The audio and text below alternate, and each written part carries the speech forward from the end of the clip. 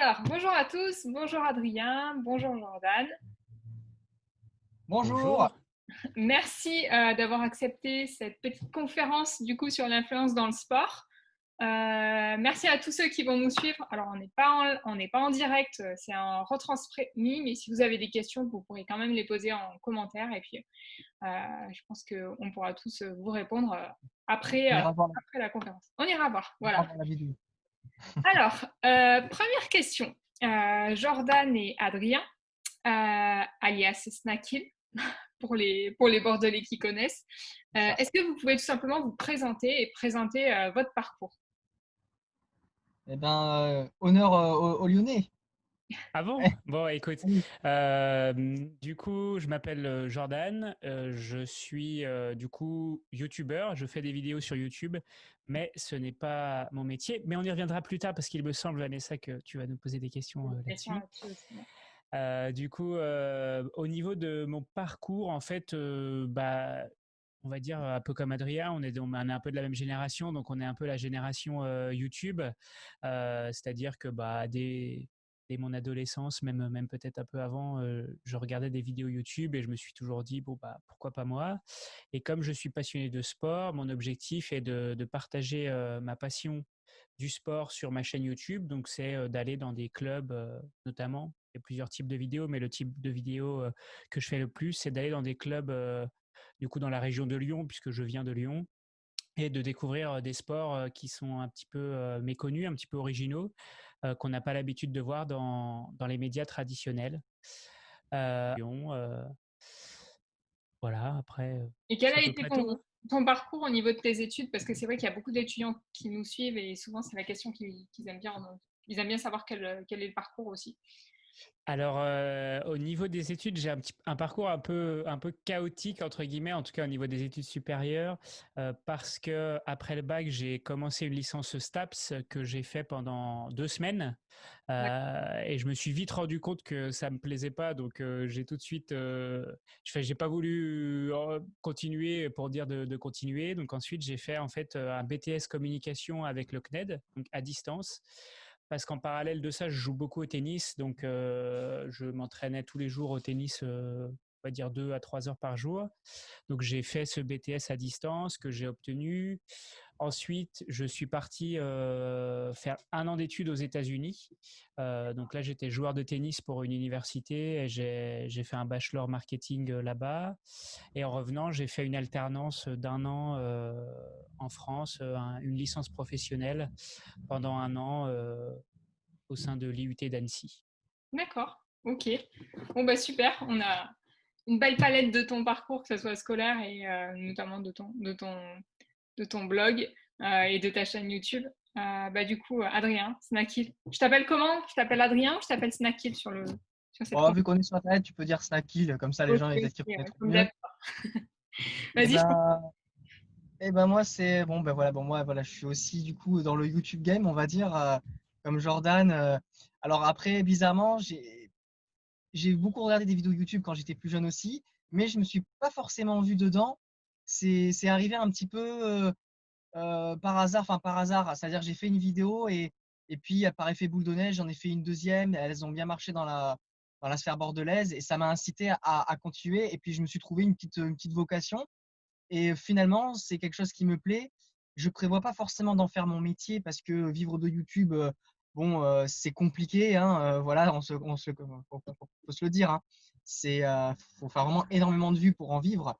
Mais par contre, effectivement, si ça peut m'aider l'idée, ce serait que ça puisse m'aider, que ça puisse me servir de tremplin pour pouvoir ensuite travailler dans le sport, dans le digital, voilà, peut-être me faire sponsoriser pour vivre aussi ma passion, parce qu'à la base, c'est vraiment pour partager ma passion du football, voilà, pour partager mon intérêt pour mon club de cœur. Et maintenant, aujourd'hui, pour aller un peu plus loin et aller parler du football en général, aller tester de nouvelles choses et aussi peut-être aller vers ce que j'adore et ce que j'ai jamais fait encore, c'est-à-dire plus la comédie, les courts-métrages.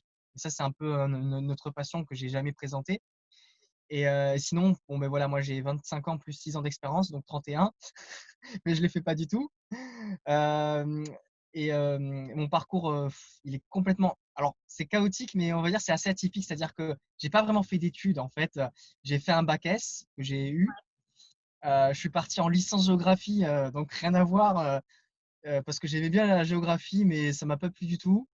Et puis ensuite, je suis parti dans l'animation périscolaire. Donc, j'étais animateur BAFA, je travaillais dans les écoles, etc. Donc, on retrouve un peu ce côté animateur pour se remettre en question du jour au lendemain, faire de nouvelles choses, etc. Ça m'a vachement servi dans ce que je fais aujourd'hui, vraiment. On dirait pas comme ça a l'air tellement différent, mais ça m'a vachement servi. Et par vraiment, je suis autodidacte en fait.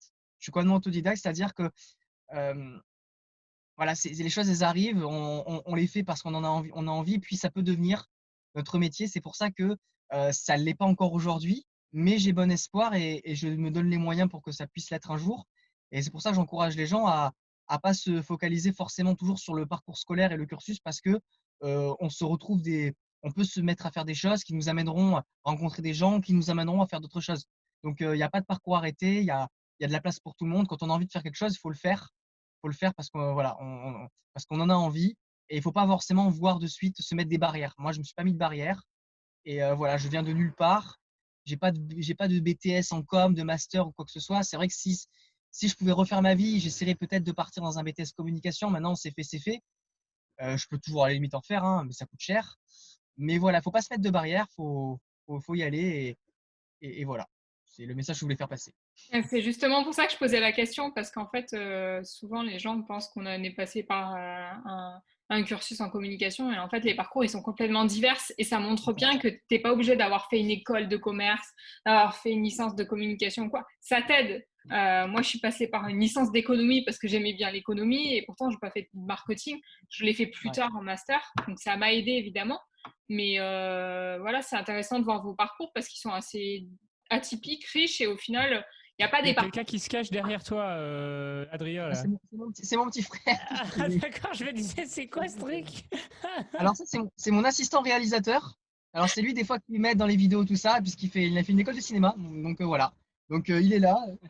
Il s'appelle Maxime. J'espère que Et tu vas pas partir et continuer la vidéo en même temps que non, non, non, non, tu non, nous on est bon. Mais comme tu disais, Vanessa, c'est ce que tu dis, c'est intéressant, c'est que au final, en fait, je me rends compte que c'est surtout la pratique qui fait. C'est pas forcément le cursus scolaire, mais surtout la pratique. Et quand on arrive à faire des choses intéressantes, généralement, les gens vont pas trop regarder ce qu'on a fait. Ils vont le regarder quand même, mais ils vont s'intéresser surtout à ce qu'on fait. Donc Ouais. quand le travail est de qualité, bon, c'est pas grave.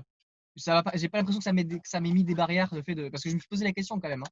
Ouais, j'ai Ouais. pas fait ça, j'ai pas fait ça. Peut-être que, en fait, pas tant que ça finalement. Les gens aiment bien l'expérience, la Mais pratique. il y a je ne sais pas si vous connaissez un entrepreneur américain qui s'appelle Gary Vaynerchuk, Gary V.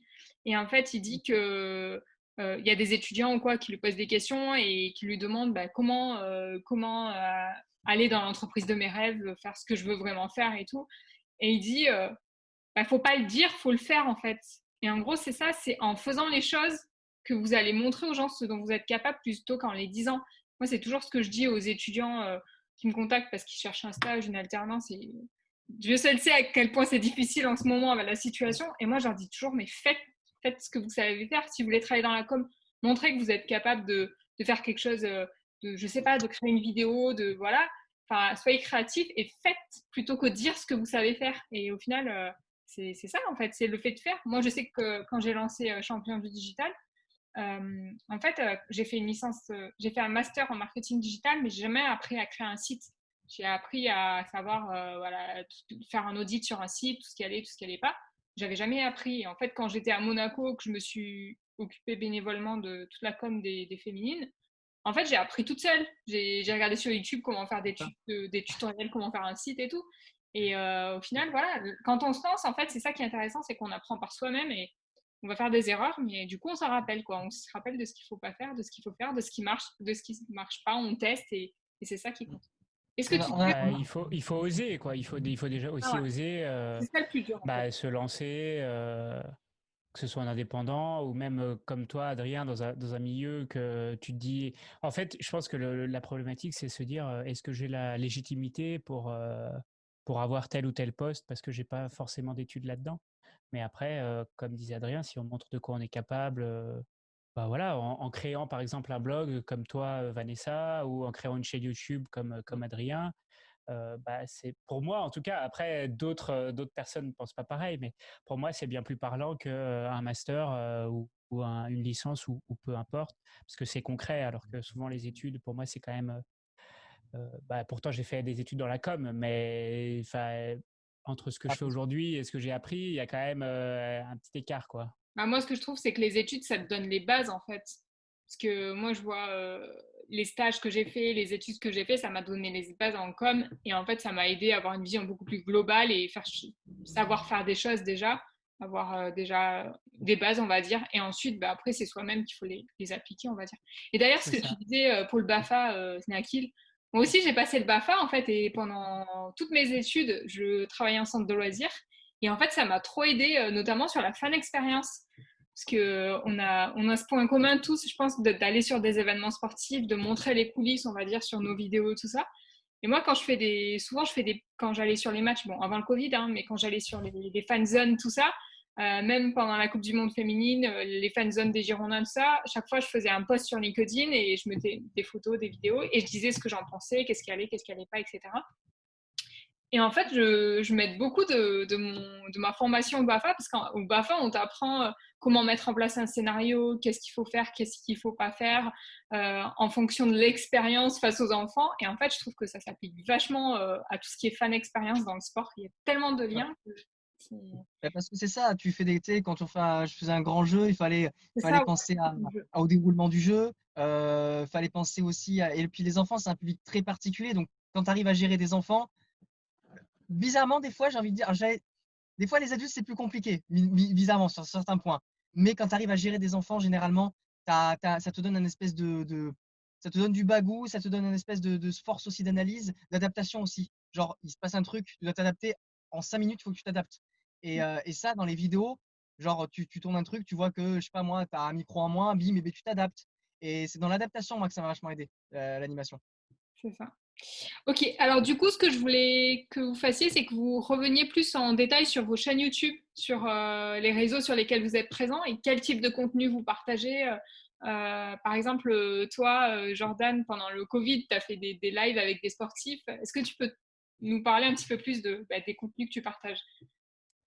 Et bien, comme j'ai dit tout à l'heure, déjà, il y a des vidéos un peu dans des clubs sportifs où je vais découvrir des sports. Donc là, je me mets en scène, en fait, comme si vous alliez faire une séance découverte au sein d'un club. Ça peut être de la natation synchronisée, du floorball, du ring hockey, enfin, tous des sports comme ça qu'on n'a pas l'habitude de voir. Putain, j'ai une mouche qui me tourne autour de l'ordinateur depuis tout à l'heure, je suis désolé. Donc voilà, tous les sports qu'on n'a vraiment pas l'habitude de voir à la télé, hein, c'est quand même, on va pas se mentir, c'est quand même très souvent les mêmes sports que l'on voit, que ce soit à la télé ou même par exemple dans les journaux ou à la radio. Il y a ça, il y a aussi, j'aime bien montrer les coulisses d'événements sportifs. Donc pareil, sur ma chaîne YouTube, j'ai notamment fait un tournoi de tennis professionnel. J'ai aussi fait les championnats d'Europe de volley en 2019 et d'autres événements comme ça. Et puis, bah, du coup, tu en parlais. C'est vrai qu'au début de la crise du Covid, bon, je m'étais dit, je vais pas pouvoir faire de vidéos pendant 3 mois. Enfin, on savait pas combien ça allait durer, mais je vais pas pouvoir faire. Je me disais, je vais pas pouvoir faire de vidéos. Je vais devoir broder des trucs. Et en fait, grâce à mes anciennes vidéos et au réseau que j'ai pu me faire avec des sportifs de haut niveau, j'ai eu l'idée en fait de faire des séances de sport en direct parce que c'était quelque chose. Moi déjà j'avais besoin de faire du sport, donc je m'étais dit je vais joindre l'utile à l'agréable. Et puis les gens aussi, je pense que c'était important pour eux de pouvoir bouger. Donc en fait j'ai organisé 2 à 3 fois par semaine des séances de sport en direct avec des sportifs de haut niveau qui était un boxeur professionnel qui s'appelle Dylan Chara, un bobsleigh, je sais pas trop comment on dit. Je sais pas comment on dit un bobsleigh d'ailleurs, quelqu'un qui fait du bobsleigh, qui s'appelle Jérémy Boutrin, et une fille qui fait de l'athlétisme qui s'appelle Farah Claire. Et du coup, ça a plutôt bien fonctionné. En tout cas, les retours étaient très bons. Et depuis ça, j'ai pas trop refait de vidéos par manque de temps parce que j'essaye de relancer mon activité professionnelle en même temps et je mets un petit peu la priorité en ce moment sur ça parce que ça a été 3 4 mois compliqués sans revenu. Donc aujourd'hui, on va dire que j'essaye de prioriser ce qui met un petit peu du beurre dans les épinards, comme on dit. Ok, bah du coup, on reviendra plus tard sur ton activité en freelance pour en discuter. Du coup, Snackil, toi, est-ce que tu peux nous parler un petit peu du concept de Snackil, tout simplement? Alors, le concept de Snacky, bah, en fait, il a commencé un soir de défaite de Girondins contre Caen 4-1. C'était en fin 2015. Ok, Et du coup, j'avais commencé une petite chaîne YouTube sans vraiment être sérieux, c'est-à-dire sur le gaming. Donc, je faisais un peu comme Squeezie. Enfin, voilà, je jouais à des jeux, puis je me filmais mes réactions, puis voilà. Et c'est ça qui m'a permis de me faire un peu la main déjà, de voir comment fonctionne un peu YouTube, etc. Et c'est vrai que ce soir-là, il y a eu cette défaite et je me suis dit: «Mais pourquoi j'en parlerais pas, en fait, sur YouTube?» Et voilà, je fais un truc humoristique, c'était déjà tourné dans le décalé, hein. C'était vraiment pas pour faire de l'analyse sportive, c'était du décalé et la vidéo elle avait été reprise par, bah, tout ce qui est, du Girondin Forever, webgirondin.com, tout ça et cetera, tous ces sites et c'est eux qui sont venus me voir en me disant: «Quand est-ce qu'elle sort la prochaine vidéo?» Et moi j'étais là: «Ah ben non, en fait, j'en ai fait une, mais voilà, enfin, ah mais non, mais faut que tu en fasses d'autres» et cetera et donc du coup, j'ai commencé à en faire une tous les mois, tous les 2 mois et la saison qui a suivi, à partir du coup de la prochaine saison, j'ai fait les débriefs. Donc je suis parti sur les débriefs et c'est vraiment ça qui m'a fait entre guillemets «connaître», en tout cas sur Bordeaux. C'était les débriefs des matchs des Girondins comme faisait Bengouz à Marseille, moi je faisais à la sauce bordelaise et cetera. C'est parti comme ça et c'est vrai qu'à cette époque-là, c'était un petit peu la mode et voilà, c'est comment ça commençait à c'était le début, du gros des débriefs et bon, ben, moi j'ai fait ça et après, j'ai commencé aussi à partir sur de la radio. Voilà, ça m'a intéressé de découvrir ce monde-là et et c'est vrai que j'ai fait pendant longtemps, quand j'y repense maintenant, hein, même là, tu vois, je réfléchis à l'instant, mais j'ai fait beaucoup de débriefs. Je me suis peut-être même enfermé dans ça, hem et aujourd'hui, j'ai cet esprit de vouloir m'ouvrir à de nouvelles choses. C'est pour ça que j'ai commencé Tour de foot, où je voudrais faire tous les stades de foot, de France, d'un point de vue d'un Bordelais, en parlant aussi de la ville parce que j'adore voyager, j'adore, découvrir de nouvelles régions. C'est vraiment un truc qui me passionne. Et d'ailleurs, j'ai fait des vlogs en Italie il y a 2 ans, donc le truc du vlog, ça m'a beaucoup plu. Je me suis vachement inspiré, par exemple, de Anil Wartek, que j'aime beaucoup son travail, ses urbex, et cetera. C'est vraiment un truc qui me plaît, donc je suis parti aussi un petit peu sur cette voie-là. Et aujourd'hui, la résultante de tout ça, c'est que j'aimerais vraiment faire des concepts sur du foot ouvert. Donc là, cette année, il va y avoir quatre choses qui vont s'axer sur ma chaîne, c'est-à-dire la radio, parler des Girondins, le foot et un concept aussi de sketch foot. Je peux pas en dire plus parce que c'est en préparation. Mais d'accord. voilà, je vais m'ouvrir et à côté de ça, évidemment, comme dit Jordan, il faut aussi mettre un peu de beurre dans les épinards. Donc, je suis un petit peu maintenant photographe vidéo pour des événements privés, mariage, etc. Et ça me permet voilà, de commencer aussi à me faire un peu de sous aussi pour vivre parce que malheureusement, l'argent, c'est le nerf de la guerre. Et c'est vrai que le Covid, j'ai pas été très actif parce que justement, j'ai préparé tout ça. Je me suis mis un peu en sommeil depuis le temps que je faisais vidéo pour pouvoir me repartir et pouvoir savoir maintenant où j'ai envie d'aller. Donc, c'était aussi une remise en question. Ça m'a permis aussi, voilà, je me suis dit, je me suis servi de cette poste pour me remettre en question et pour me dire, tu as envie de faire ça, n'attends pas.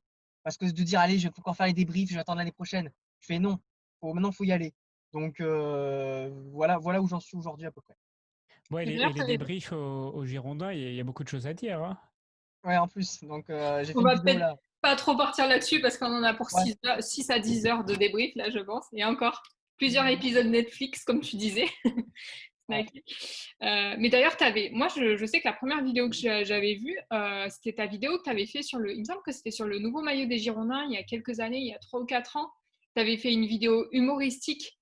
Il me semble que Ah, c'était le club qui t'avait donné cette opportunité. C'était énorme et je crois que j'avais découvert c'était ta pas chaîne. avec Indiana Jones, je crois. Oui, c'est ça, je crois que c'est ça. Ah ouais, ben il y avait mon frère qui était là, genre, qui m'avait aidé. Et ouais, ouais, il m'avait filé le maillot et en échange, j'avais fait une vidéo pour le promouvoir. Ouais. Donc, c'était Et un tu très bon avais eu souvenir. carte blanche à l'époque d'ailleurs, il me semble.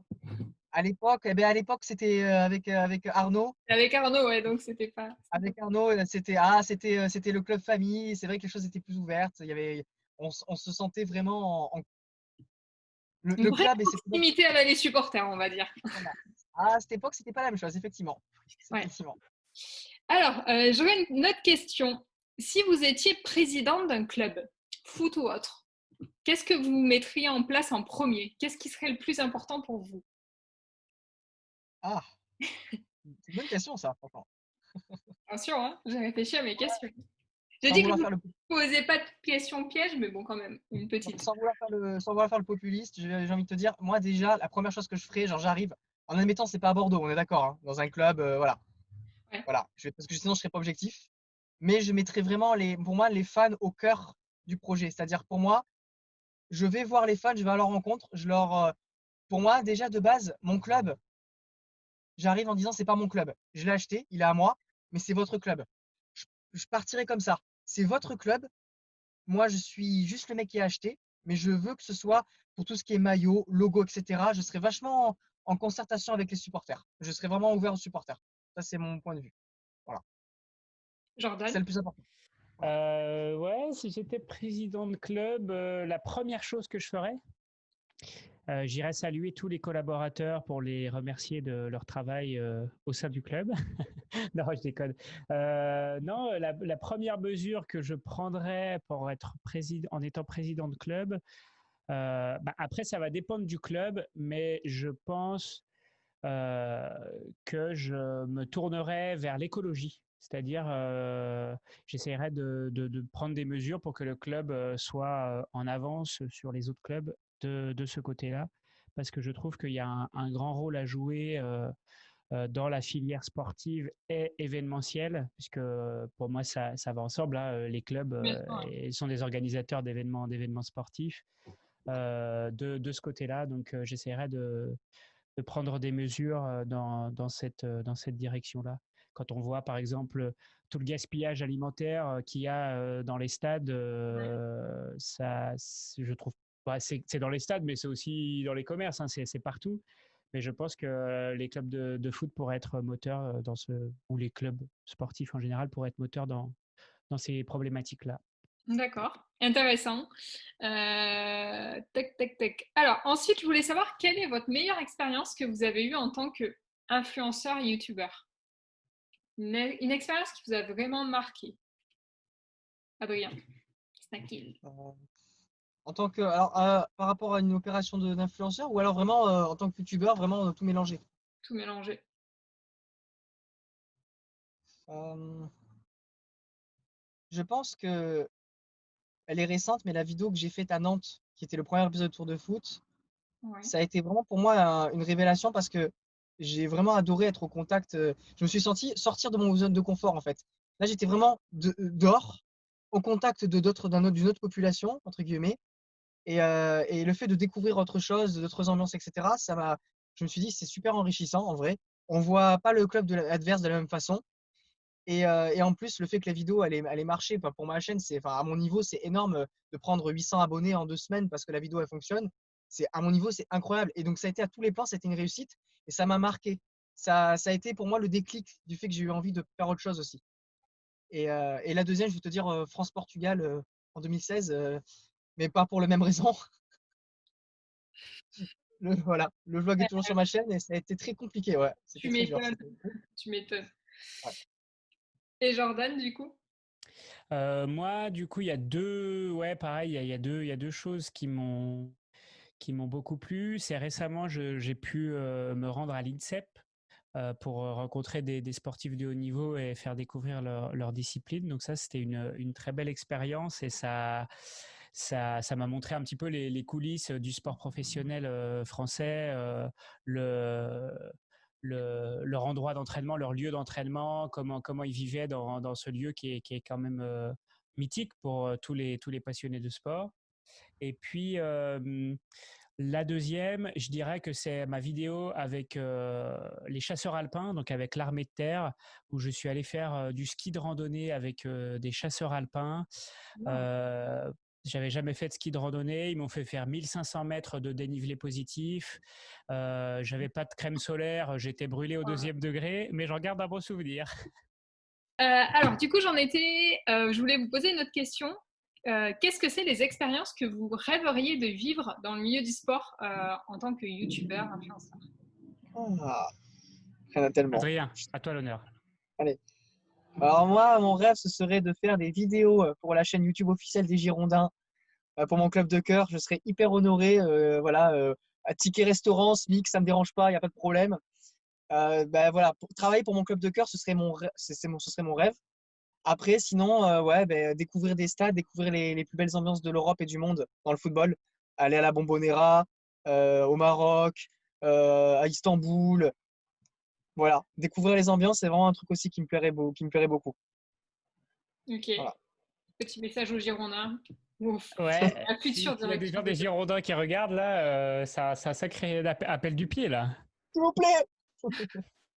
Je pense d'ailleurs que les supporters girondins seraient totalement d'accord avec toi et seraient totalement là pour pousser ta candidature. Après, je parle de moi, mais qui fasse travailler les influenceurs qu'il y a sur Bordeaux. Il y a plein de gens de très compétents et je pense on peut faire un truc bien. Donc voilà. Je pense qu'il y a surtout des experts, des gens locaux qui sont experts dans leur domaine et qui sont passionnés aussi. Mais je pense que c'est ça le plus important, c'est de prendre des gens qui sont compétents et qui sont passionnés par ce qu'ils font. Passionné. Donc, ouais. Et toi, du coup, Jordan, à Lyon?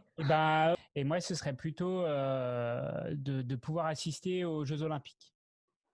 J'ai jamais assisté aux Jeux Olympiques et je me dis que là, bon, il y aura Paris 2024, mais peu importe, ça peut être à Paris, à Tokyo, enfin peu importe, mais vraiment d'assister aux Jeux Olympiques et de faire vivre l'expérience Jeux Olympiques sur YouTube, justement par des vlogs ou par d'autres types de vidéos. Ça pourrait être quelque chose de vraiment, vraiment génial. Pour moi, à titre perso, déjà, assister aux Jeux Olympiques, enfin, pour moi, les Jeux Olympiques, c'est la plus grande compétition de sport qui existe au monde. Et aussi, du coup, de pouvoir la faire vivre aux gens qui me suivent, ça serait vraiment quelque chose de formidable.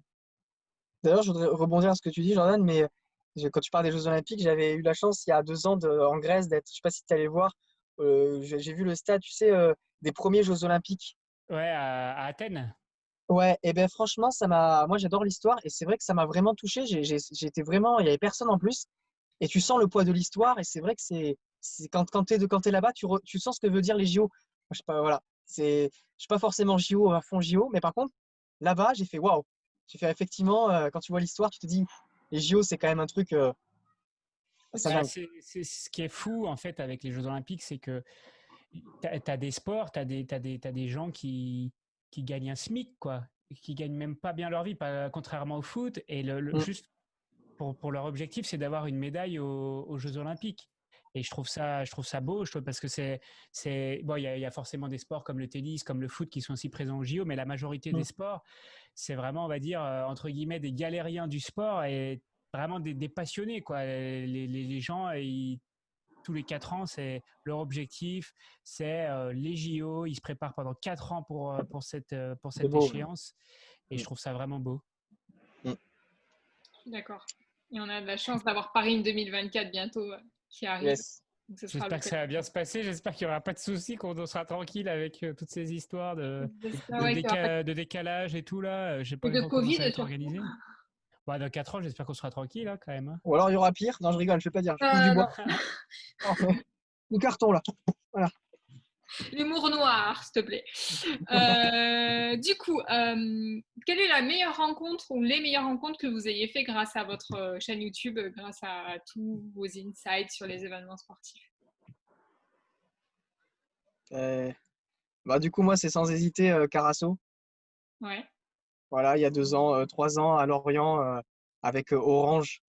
Voilà, et du coup, j'avais pu aller voir les terrains, être en bord pelouse, etc. Et à la fin, Carasso était arrivé. Je l'avais interviewé juste pour ma vidéo. Et quand je la revois, on sent le mec genre ému, juste Je qui est l'ai plus du vu, tout ouais. youtubeur, qui est juste un supporter comme ça en train de voir Carasso. Et Carasso qui me touche l'épaule, qui me dit ah, je suis ce que tu fais. Alors franchement, je me rappelle toute ma vie. C'est incroyable. C'est Un truc de quelqu'un de ouf. vraiment sympa, Carasso. Il est Ouais. très humain, j'allais dire, très proche C'est des pièces. c'est ton joueur préféré? Alors, c'est ton idole, Carasso, Ben, depuis toujours? c'est pas forcément mon idole, parce que mon idole, quand j'étais petit, c'était Pauletta, il y a eu Chamac. Mais Carasso, j'ai eu beaucoup d'affection pour lui. Et c'est vrai que de cet effectif-là, oui, c'était carrément mon joueur préféré. Comme dit Vanessa, c'est un mec qui a beaucoup de cœur, beaucoup de cœur. Et en plus, j'adore son parcours dans le sens où c'est quand même un Marseillais. Et il vient du 13. Et pour que des Bordelais puissent autant l'adopter jusqu'au virage sud, c'est que vraiment, il a laissé un souvenir très fort, Ouais. Carasso. Mais c'est Mm. quelqu'un qui était assez proche des supporters aussi. Moi, je l'ai côtoyé quand j'étais au Girondin en stage, c'était en 2012-2013. Et Ouais. j'ai vu même, bah, tu parles de l'interview, mais il prenait du temps pour les interviews. D'ailleurs, il avait accepté que j'interviewe pour mon mémoire sur le développement du foot féminin, me donner son avis, Ouais, etc. c'est génial. Et c'est un des seuls joueurs en fait qui m'a proposé de le faire. Donc pourtant, c'était pas un des moins connus. Et non, c'est. Puis avec les événements qu'il y a eu, qui se passent au Girondin actuellement, on l'a vu, ça a été un des grands joueurs qui a laissé un message aux supporters qui a été diffusé bah, quand il y avait la manifestation à l'hôtel de ville. Donc ouais, c'est un joueur, je pense, qui a vraiment marqué les Girondins. Et toi, du coup, Jordan, quelqu'un qui t'a marqué? Moi, c'est pareil, c'est les sportifs de haut niveau avec lesquels j'ai fait mes séances de sport là pendant le Covid. Donc, il y a un boxeur, une athlète et on en revient au même problème, un pousseur de l'équipe de France de bobsleigh. Euh, et tu vois, c'est des sportifs, en fait, tu te dis, tu côtoies des sportifs comme ça, ils sont venus manger à la maison. Enfin, voilà, quoi, Oui, maintenant, j'allais dire, c'est est-ce que tu devenu. les as déjà croisés ou c'est pendant le Covid Bah, que... en fait, ouais, je les connaissais d'avant. Dylan, en fait, je le connaissais parce que j'avais fait une vidéo sur ma chaîne YouTube de boxe avec lui, Farah d'athlétisme, et Jérémy, par contre, je le connaissais pas.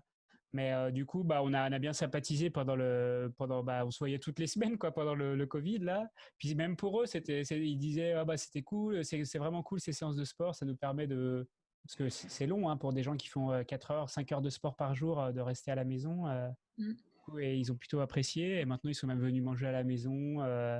Donc, on a vraiment bien, bien sympathisé. Je veux dire que c'est des rencontres que j'aurais certainement jamais eues sans la chaîne YouTube, quoi.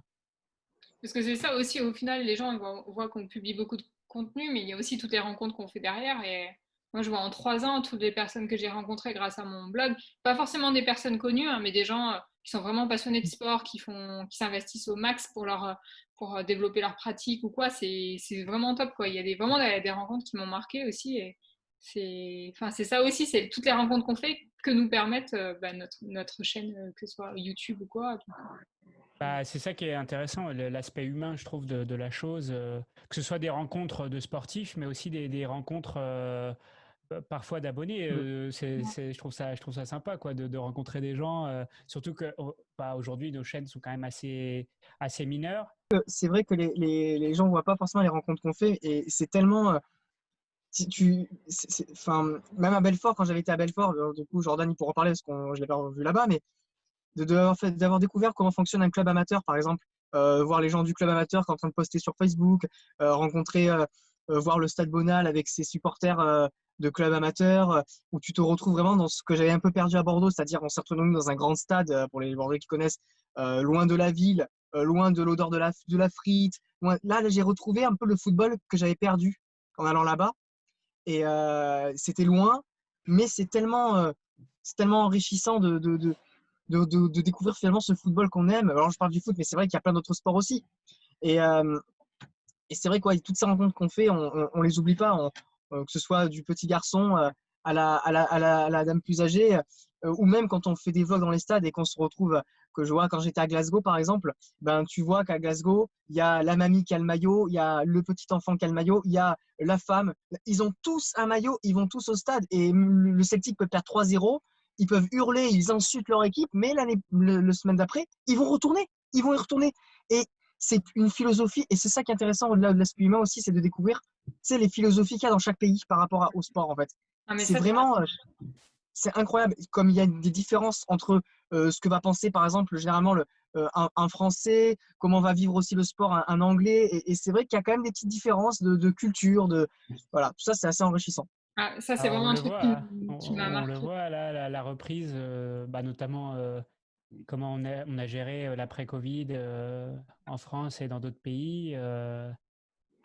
On l'a vu, bah, sur la reprise du championnat de foot, mais on le voit aussi sur la jauge au niveau des spectateurs. Alors, ils sont 12 000 au Puy du Fou, mais on interdit, enfin, on dit que c'est limité à 5 000 Ouais, dans Ah, les ça abusé, stades, abusé. jusqu'à je sais pas quand. Enfin, Ah, il c'est y a quand deux même poids, deux compliqué. mesures, quoi. exactement. Le foot est toujours pris en France, on dirait que le foot est un peu le mauvais élève pris en otage ou alors le pestiféré de la classe. Enfin, c'est ce que j'ai Mm. ressenti. Mm. Mais Pas tu que le vois, foot d'ailleurs, hein. Le Pas que sport le foot, ouais, collectif, hein. parce que je dirais qu'en plus, la chance qu'a le foot, c'est que ils ont beaucoup de revenus annexes. Donc, on va dire, bon, Voilà. ils peuvent se passer de la billetterie, mais tu regardes par exemple le rugby, la billetterie, c'est quasiment tout le L'IBB, revenu, le handball, enfin, tous les sports un peu plus mineurs qui ont un business model qui est axé beaucoup sur la billetterie, bah, ça va être critique pour ces clubs-là, quoi. Ouais, mais ce que tu dis par rapport à la culture des supporters, moi, c'est un truc que j'adore, en fait, c'est d'aller sur des matchs, bah, par exemple, la Coupe du Monde féminine, ce qui m'a vraiment plu, au-delà, bah, par exemple, j'ai rencontré l'équipe des États-Unis, j'ai rencontré le Chili, j'ai croisé la fille de Pelé, enfin, j'ai croisé des gens incroyables, mais au-delà de ça, ce qui m'a le plus vraiment marqué, c'est les ambiances et en fait, le fait de pouvoir échanger avec des fans, des supporters de tous les pays. Et surtout, moi, ce qui m'a marqué, c'est par exemple les États-Unis, tu vois, leurs fans, ils étaient bah, à Lyon. On va parler de Lyon, tiens, Jordan. Moi, j'ai fait tous les matchs à Lyon, j'ai fait 11 matchs. Et en fait, ils étaient à plus de 10 000 à Lyon. C'est-à-dire que partout où tu allais, tu croisais des Américains, mais en fait, ils ne sont pas déplacés à 2 personnes. C'était des familles entières. Ils étaient par groupe de 10, de 12. Et quand ils allaient au match, ils avaient tous la tenue bah, bleu, blanc, rouge. Ils avaient les maillots, ils avaient les drapeaux, même si la plupart aussi avaient des maillots avec le nom des joueuses, ça c'est super important aussi. Euh, les drapeaux, enfin ils avaient tous les produits possibles de l'équipe, mais en fait quand tu discutais avec eux, c'était juste incroyable parce que tu vois que c'est dans la culture des États-Unis, le sport c'est une passion et ça Mais, va. mais tu vois, je pense que je me demande si l'équipe masculine d'Amérique aurait attiré autant de monde. Je pense pas. Non, Je suis Non, même non, pas non. sûr. Parce non. que ouais, je crois que là-bas, c'est vraiment l'équipe féminine qui est, c'est ça, hein, Ouais. qui est Le au-dessus. foot, le foot, enfin le soccer, parce qu'eux, ils ont le foot Le américain. soccer, ouais. Le soccer aux États-Unis, c'est considéré comme un sport féminin, en fait. Donc, c'est le contraire de Ouais, nous. voilà. Donc, ouais, pour eux, l'équipe féminine, c'est l'équipe féminine aux États-Unis, quoi. C'est ça. C'est Ah, des en plus, c'est les meilleurs. Enfin, ouais, c'est les plus oui, c'est forts. les meilleurs aussi. Donc, voilà. Euh, une autre question.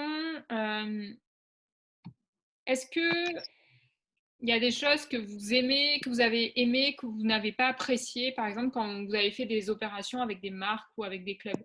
Quelles sont les choses que vous appréciez ou que vous n'appréciez pas, qui devraient évoluer selon vous quand vous devez faire une opération avec un club ou une marque ou sur un événement, quand vous êtes contacté en fait en tant qu'influenceur?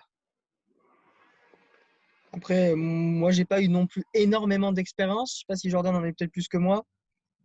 Non, j'ai pas trop eu. Il y a eu quelque chose que j'ai apprécié, c'est que j'ai été invité au départ de la Route du Rhum il y a 1 an et demi. Ouais. Donc ça, c'était vraiment une expérience sympa et c'est vrai que je trouve ça intéressant que des marques, en l'occurrence là, c'était un sponsor d'un bateau qui m'avait invité à assister au départ. Fasse appel aussi parfois à des micro-influenceurs comme nous qui peuvent avoir aussi un petit peu peut-être un public un petit peu plus engagé, peut-être un peu plus de poids auprès de son public. Donc après, voilà, moi j'apprécie quand il y a un lien entre ce qu'on nous propose et ce qu'on fait, parce que c'est vrai que des fois on voit des youtubeurs, ça devient des vrais panneaux publicitaires et moi ça me pose un petit peu problème. Mhm. Après, moi, pour ma part, j'avais eu quelques trucs, ça s'était bien passé. À la limite, ce qui est marrant, en fait, finalement, je m'attendais peut-être plus à avoir des marques locales, en fait, venir vers moi plus que des grandes marques. Et finalement, ça a été plus des grandes marques style Umbro pour la finale de la Coupe de la Ligue, par exemple, il y a un an, PMU Sport, du coup, et pas forcément des marques locales. Et ça m'a un peu étonné. Je me dis, C'est vrai, hein. peut-être que, peut-être que les marques locales auraient peut-être plus intérêt à se rapprocher peut-être des gens qui sont sur Bordeaux et qui peut-être n'ont pas forcément l'idée d'aller voir des influenceurs locaux. Donc voilà, Non, peut-être c'est que vrai, tu as raison. Des fois, c'est vrai que quand je me suis lancée, j'ai eu beaucoup plus de sollicitations des grosses marques, que ce c'est soit ça, la hein, tu t'attends. CGI, la Poste. La première sollicitation que j'ai eue, c'est la Poste. Donc Mm. j'étais assez choquée parce que ça faisait que 2 mois que j'avais lancé mon blog. Ensuite, la Française des Jeux. Et c'est vraiment une marque avec laquelle je suis en contact depuis longtemps. J'ai fait beaucoup d'activations avec eux et c'est vraiment, on va dire, un contact sur le long terme. En fait, c'est pas juste une activation sur un événement. Ils m'ont fait participer au Tour de France, Ouais, à c'est plein bien ça. d'événements à Paris. Donc, voilà. Excellent. Et là, Ah, ce que tu dis là, c'est intéressant. Parce que ça, c'est parce que du coup, on se dit qu'il ne faut pas forcément avoir peur de contacter une grande marque parce que c'est pas forcément parce que c'est une grande marque qu'elle répondra pas en fait. C'est ça le truc, on peut avoir peur. Et C'est ça. même là, c'est eux qui m'ont contacté en fait. Ces marques-là, souvent, c'est eux En qui m'ont plus, contacté. ouais. Par contre, moi, quand je suis allée sur des événements sportifs, ça m'arrive de contacter moi-même, d'essayer et puis de voir. Et je te donne un exemple. Quand il y a eu la finale de la Coupe de la Ligue à Bordeaux il y a 2 ans, enfin en 2018, moi, j'avais contacté l'AS Monaco pour leur proposer de faire un article par rapport aux supporters, tout ça, parce que bon, à la base, depuis que je suis petite, je supportais l'AS Monaco. Et donc, voilà, sachant que les supporters monégasques venaient à Bordeaux, bah, voilà, je voulais vraiment faire un article. Et c'est là que le responsable digital de l'AS Monaco m'a proposé de faire un takeover du compte Instagram de l'AS Monaco.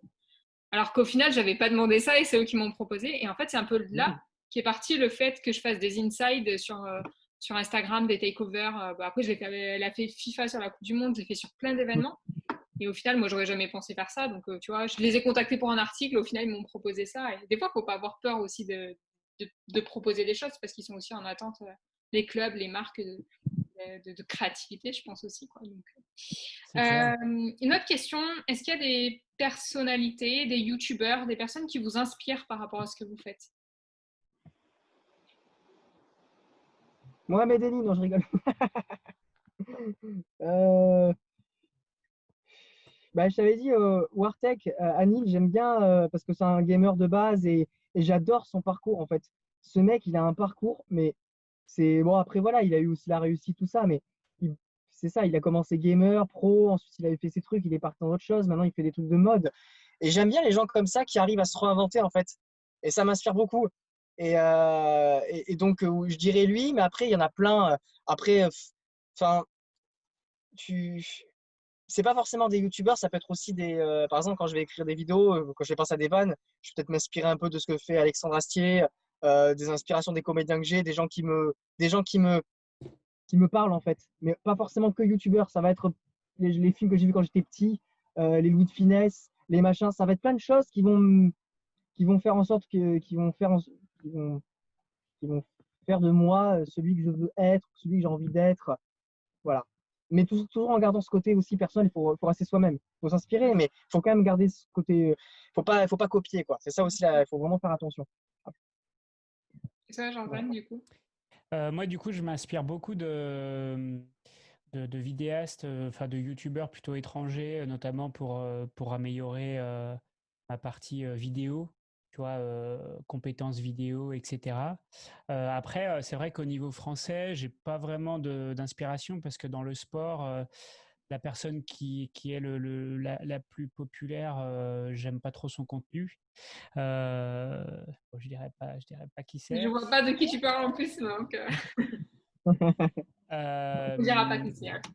et puis sinon, après, moi je dirais que ceux qui m'inspirent le plus, c'est les sportifs que j'essaye de mettre en valeur, euh, qui sont souvent, bah, comme je disais tout à l'heure, des personnes qui, qui donnent tout pour leur sport et qui ont en retour, bah voilà, une médaille, un trophée, qui gagnent pas forcément toujours très bien leur vie qui s'entraînent matin, après-midi. Et franchement, c'est une sacrée inspiration parce qu'on se dit que c'est quand même beaucoup de sacrifices pour réussir à atteindre de tels niveaux dans un sport, qu'il soit football ou peu importe. Bien sûr. Du coup, pour terminer, je voulais savoir, du coup, si vous pouviez présenter vos activités en freelance, enfin, pourquoi une marque ou un club ou quoi pourrait vous contacter.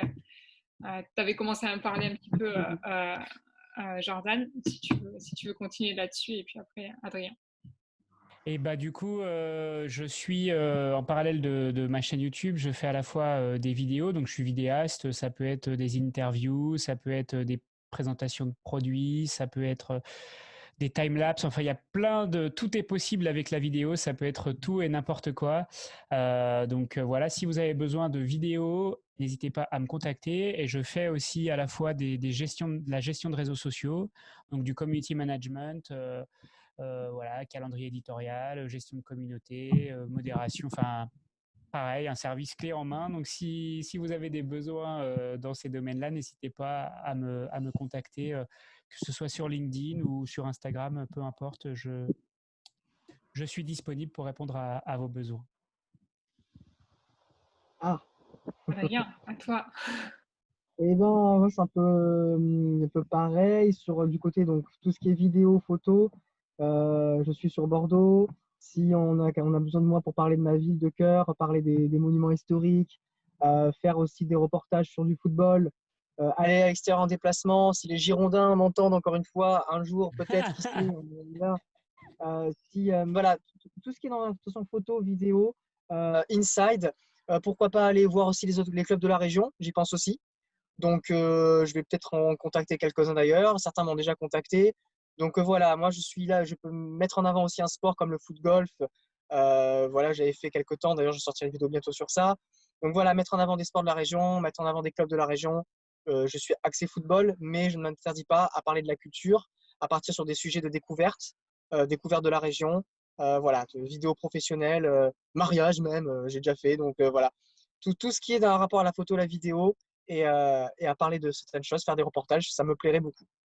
Ok, et donc une dernière question pour terminer. Quel conseil vous donneriez à quelqu'un qui voudrait se lancer, lancer sa chaîne, lancer un projet comme, un peu similaire au vôtre? Vas-y, Adrien. C'est encore une fois une très bonne question. Parce que chacun a sa propre raison de se lancer dans quelque chose. Je pense que la base, en fait, c'est surtout, bon, à mon humble avis, parce que je suis pas non plus, je suis juste moi, je pense pas avoir la science infuse, mais faites ce qui vous plaît. En fait, je dis toujours ça, c'est con, mais faites ce qui vous plaît. Cherchez pas à. Il faut pas commencer quelque chose en se disant je vais commencer ça pour devenir riche et pour être avoir le plus d'abonnés que les autres.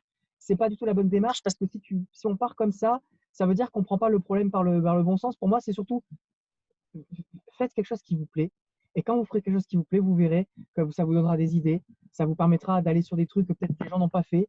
Et du coup, de partir dans quelque chose d'unique qui sera vous en fait, et pas quelqu'un d'autre. Donc faites ce qui vous plaît. Dans la vie, il faut faire ce qu'on plaît. Moi, j'ai toujours dit, mon credo, je préfère gagner, c'est un exemple à la con, je préfère gagner 1 500 € par mois et faire un truc qui me plaît plutôt que demain, on propose 3 000 €. Ouais, si on te propose 3 000, tu vas y aller là-bas. Ben non, non, parce que si ça me plaît pas, je le ferai pas. Parce que je sais que je serai pas heureux. Voilà, ça après c'est mon point de vue. Il y en a qui préféreront. Je respecte les gens qui préfèrent aussi. Chacun a son point de vue sur la vie, hein. Mais voilà, c'est le conseil que je donnerais. Ok, super. Et du coup, je suis d'accord. Et pour aller avec ce que tu dis, Adrien, je trouve que il faut faire ce qui nous plaît, mais il faut aussi se donner les moyens de réussir et d'y arriver. C'est-à-dire que voilà, si vous avez un projet, que ce soit le lancement d'une chaîne YouTube ou le lancement je sais pas, d'une entreprise, d'une marque, enfin, peu importe, c'est d'oser, de se donner les moyens, d'y aller à fond et de pas faire les choses à moitié. Même si parfois, bon, bah, dans le cas de YouTube, si c'est en parallèle de votre activité personnelle, professionnelle, c'est compliqué d'y aller à 100%. Mais quand même, il faut toujours réussir voilà, à dégager du temps pour ça, parce qu'il faut savoir que voilà, une chaîne YouTube, ça prend quand même beaucoup de temps. Donc il faut pas croire que tac, je lance ma chaîne YouTube et voilà, du jour au lendemain, je vais me faire des millions, etc. Au contraire, hein, je pense qu'Adrien et moi, on est bien placés pour vous dire qu'on y a on a dû y passer beaucoup d'heures et on n'a pas dû gagner beaucoup d'argent de la part de YouTube. Non. Donc voilà, tant que ça vous plaît, que ça vous passionne, faites-le. Et comme disait Adrien, je trouve que c'était bien ce qu'il a dit, c'est que voilà, faut pas le faire pour avoir des abonnés, pour avoir des vues, faut le faire. Moi, aujourd'hui, euh, je- ma chaîne YouTube m'a apporté beaucoup d'opportunités.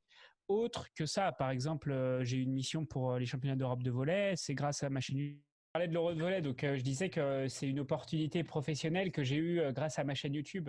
Donc si j'avais jamais fait ma chaîne YouTube, si j'avais pas continué, même si j'avais pas atteint les 100 000 abonnés ou peu importe, bah, j'aurais certainement jamais eu cette belle opportunité professionnelle. Donc voilà, faut pas voir que l'aspect YouTube. Je pense que des marques, des employeurs, des clubs de foot voient votre travail et peuvent apprécier ce que vous pouvez faire, même s'il n'y a pas des millions et des millions de vues, quoi.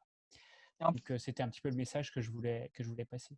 en plus, on a la chance de vivre une époque où on a YouTube et justement, il y a plein de vidéos qui expliquent comment faire un montage, comme moi j'ai appris dessus, comment gérer une chaîne YouTube. Il y a vraiment plein de vidéos et c'est un mine d'informations et quelqu'un qui connaît rien, qui il peut, avec l'apprentissage, comme tu disais, Jordan, se donner les moyens, en se donnant les moyens d'apprendre, d'être curieux.